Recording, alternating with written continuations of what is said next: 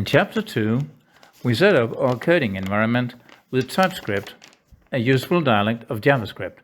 We use it to show the text Hello TypeScript in our web browser.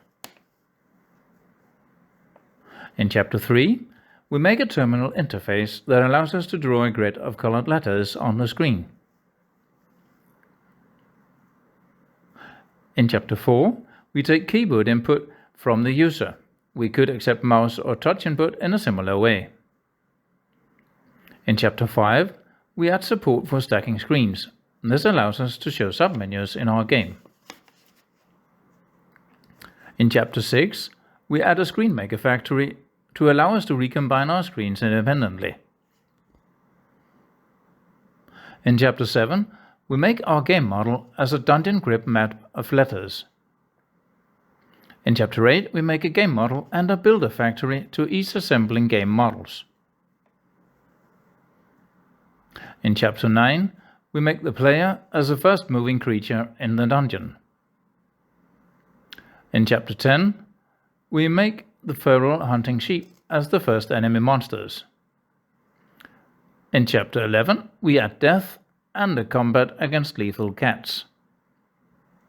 In Chapter 12, we add a game event message log so the player can tell what happens. In Chapter 13, we add stairs and multiple levels to flee from the cats. In Chapter 14, we add easier ant monsters on the second level to give the player a fighting chance. In Chapter 15, we make our first real map layout with rooms, tunnels and doors.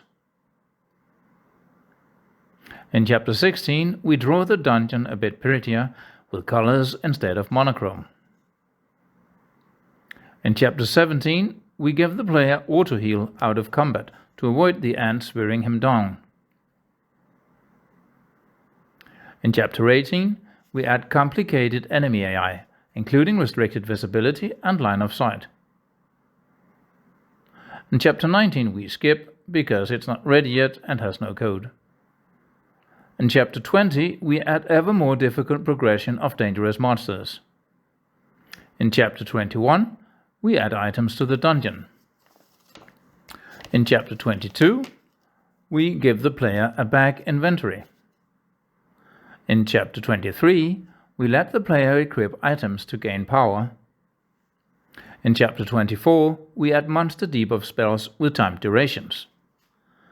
In Chapter 25, we code the actual effects of the debuffs. In Chapter 26, we let the player dig through rock and walls.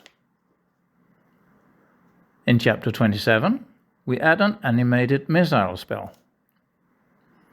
In Chapter 28, we let the player cast spells through item use. In Chapter 29, we unify spellcasting in a single interface. In Chapter 30, we add an end boss monster and a win condition.